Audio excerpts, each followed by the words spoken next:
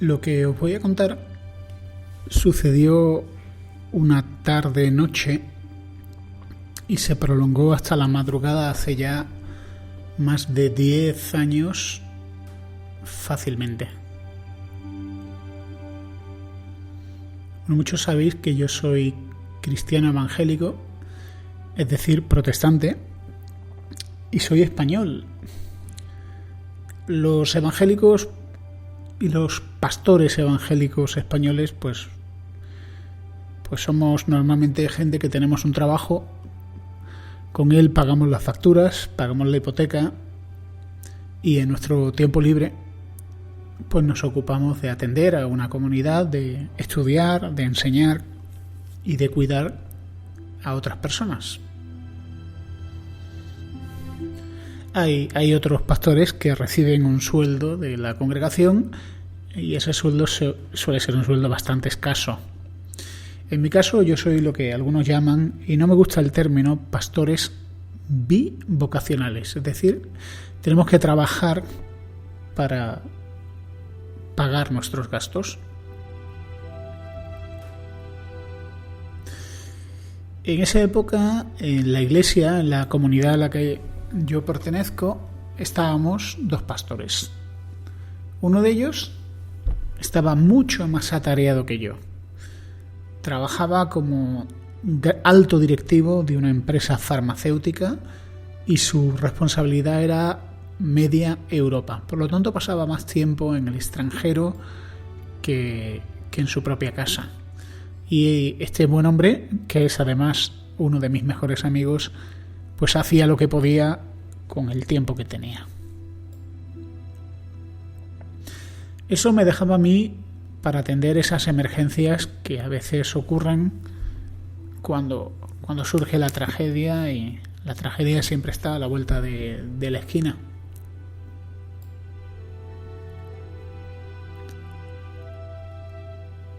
Ese día, Antonio, el marido de Concha, fue ingresado de urgencia en el hospital por un problema de salud grave. Antonio había sido fumador desde que era prácticamente un niño y él me contaba a mí cómo, trabajando como repartidor de butano, subía a los terceros y cuartos y quintos pisos con la bombona de butano sobre su espalda y el cigarro colgando de la boca. Antonio fumó y fumó hasta que al final cambió la bombona de butano por la bombona de oxígeno, y lo recuerdo venir a las reuniones con su carrito y ese tubito debajo de su nariz para poder respirar, ya que Antonio apenas podía caminar. Cuando los médicos hablaron con Concha, su esposa, lo que le dijeron fue lo que más teme oír cualquiera de los que estamos casados. Los médicos se dirigieron a ella y le dijeron: tu marido está muy mal, tu marido va a morir en breve y lo que te recomendamos es que llaméis al sacerdote para que le dé la extremaunción. Concha, protestante ella como pocas, muy ufana, les dijo: nosotros no somos católicos, somos protestantes y en lugar de sacerdotes tenemos pastores. El médico la miró sin saber muy bien lo que decía y dijo: bueno, pues llamen al pastor. ¿Y dónde está el pastor? Pues el pastor no estaba allí.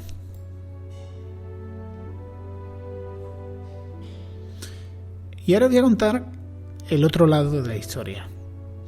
El otro lado de la historia es que ahí estaba un servidor, un día cualquiera,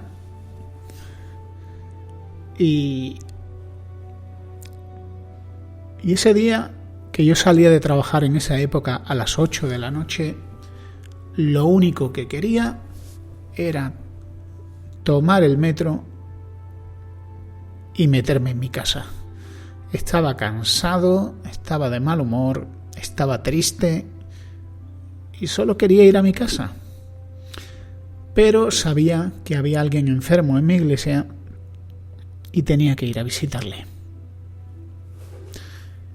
No quiero decirlo esto para que penséis algo que yo no soy. Aquella noche yo fui a visitar a Antonio no porque supiera que estaba grave y se iba a morir, porque yo en ese momento no lo sabía, solo sabía que estaba en el hospital. No porque fuera un hombre con un gran sentimiento de responsabilidad, sino simplemente fui porque me tocaba hacerlo. No quería hacerlo, no me apetecía hacerlo, pero tenía que hacerlo. Así que me monté en un taxi y me fui con destino al hospital.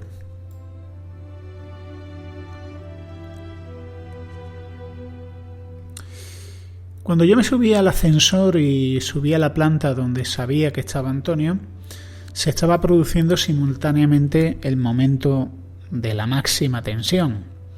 A Concha le habían dicho que su marido iba a morir de forma inminente. Le dijeron que se buscara a un sacerdote y ella dijo que tenían pastores. En ese momento, unos amigos que estaban con ella, que son Félix y Charo, pues estaban todos alborotados, nerviosos, diciendo hay que llamar a Converso, hay que llamar a Converso, hay que llamar a Converso. Y mientras estaban nerviosos, hablando entre ellos, interrumpiéndose, se abrieron las puertas del ascensor y allí apareció con su traje y su corbata un cansado, cabizbajo y sorprendido Converso.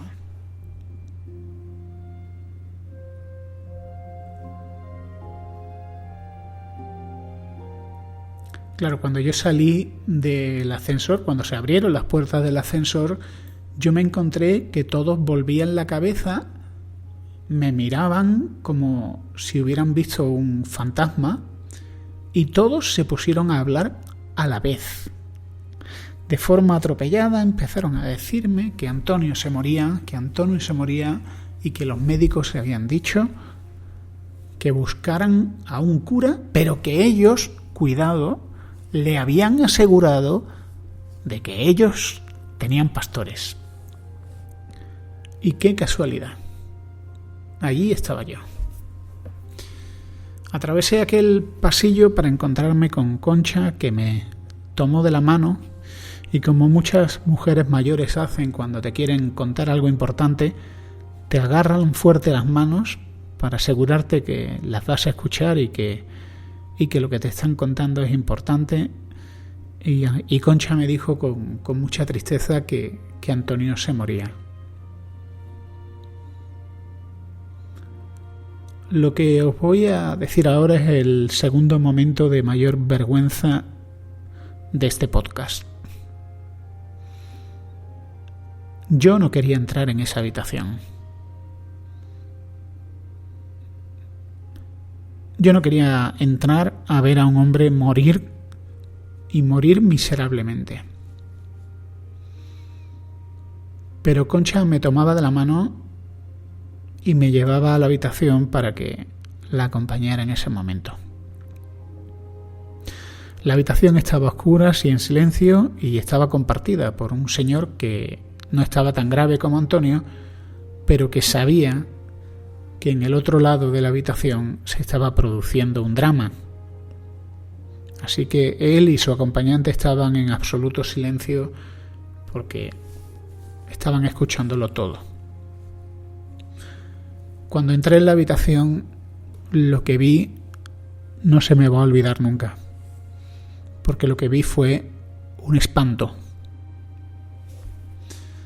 Antonio estaba boca arriba en la cama, flaco como él era flaco, con el torso completamente arqueado, su boca completamente abierta, en una especie de rictus espantoso en el que luchaba por respirar lo que pudiera para seguir vivo.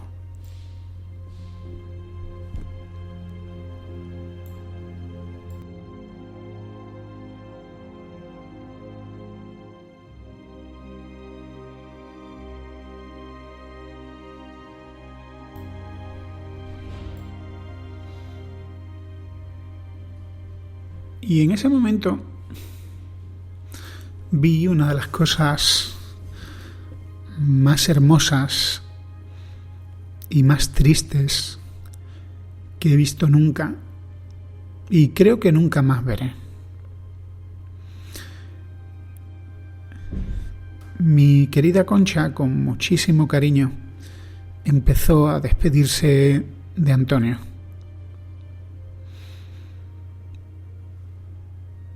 Y con muchísimo amor empezó a decirle: tú has sido un buen marido para mí. Y nunca me has gritado, pero el Señor te está llamando. Y aunque yo no quiero que tú te vayas, el Señor te está llamando y te tienes que ir.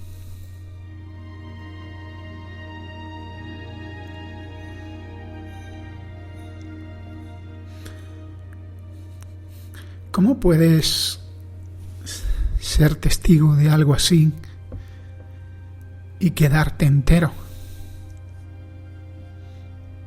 Es imposible ser testigo de un matrimonio de tantos años que se están despidiendo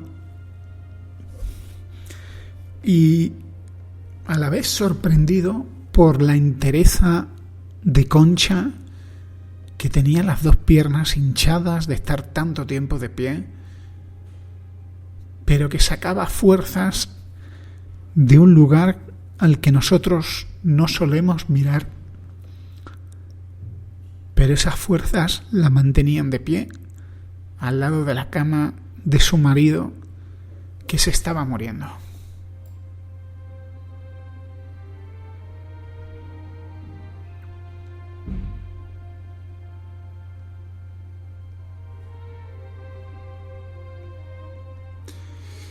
En ese momento yo me acerqué a la cama, hice lo que se esperaba de mí. Abrí mi Biblia, leí la Biblia, hice una oración y hablé de las promesas que Jesús había hecho a cada uno de los que creían en Él. Promesas que tenían que ver con la resurrección, con la vida eterna y con la seguridad del perdón. Aquellas palabras Concha las bebía y se fortalecía de cada una de esas lecturas y de cada una de esas oraciones, cada una de esas palabras. Y pasó la primera hora, y pasó la segunda hora, y pasaron una detrás de otras las horas hasta que llegamos al momento en el que algo ocurrió.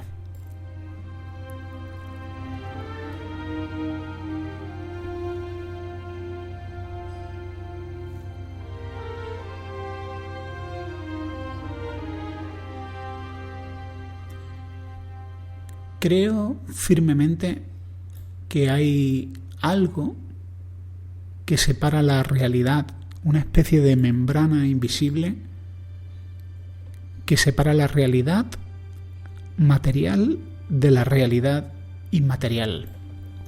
Ese velo que separa los dos mundos, el mundo espiritual y el mundo físico, es muy fino, y algunas personas hemos tenido la inmensa suerte de ver cómo eso se rompe y de pronto podemos vislumbrar algo de una realidad de la que hemos leído, de la que nos han contado, pero de la que nunca hemos sido testigos.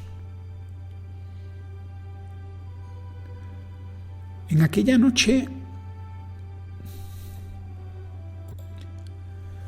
hubo un momento de muchísima tristeza, un momento de tocar fondo. Yo veía que el cansancio no podía con Concha. Aquella mujer mayorcita y enferma de salud, con las piernas hinchadas, no había nada en el mundo que fuera capaz de retirarla del lado de su marido. En ese momento la tristeza se hizo muy, muy profunda. Podía sentir la tristeza que nos rodeaba y también podía sentir que el compañero de habitación seguía despierto en un respetuoso silencio, escuchando todo lo que pasaba allí. Y en el momento de mayor tristeza, algo ocurrió en esa habitación.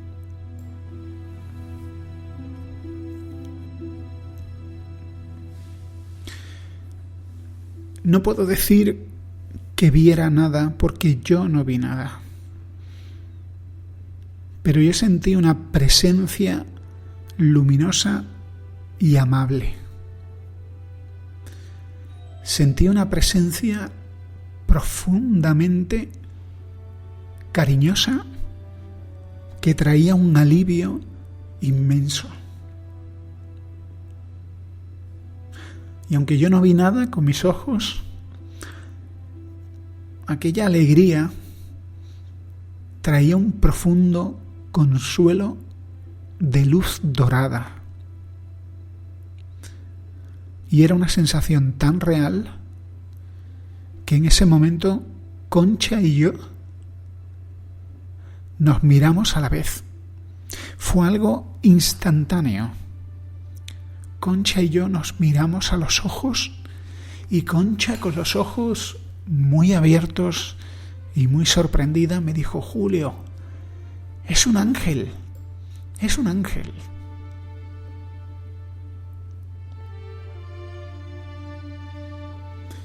Y yo le respondí: Concha, es el Señor mismo que nos está visitando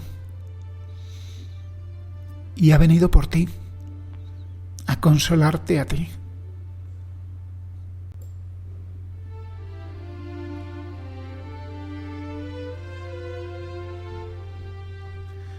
Disfrutamos durante unos instantes de aquella presencia real que traía un profundo consuelo.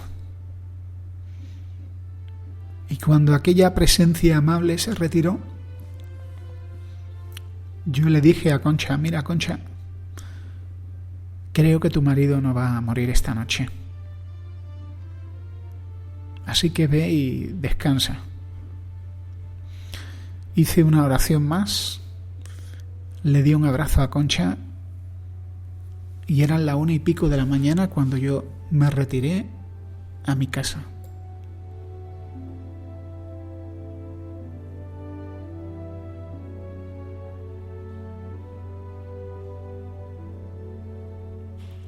Y Antonio vivió aquella noche y vivió algunas semanas más. Y Concha murió también. Y pude hablar tanto en el entierro de Concha como en el de Antonio, años después, cuando falleció Concha. Pero el recuerdo de esa noche me acompaña cada día. Y no me he atrevido a hablar de él hasta muchos años después.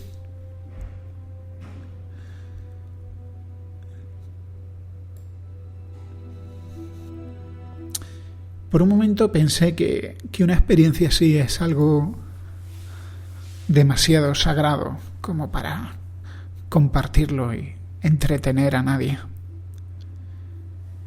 Pero por otro lado me doy cuenta de que esta sociedad necesita recordar que hay algo más.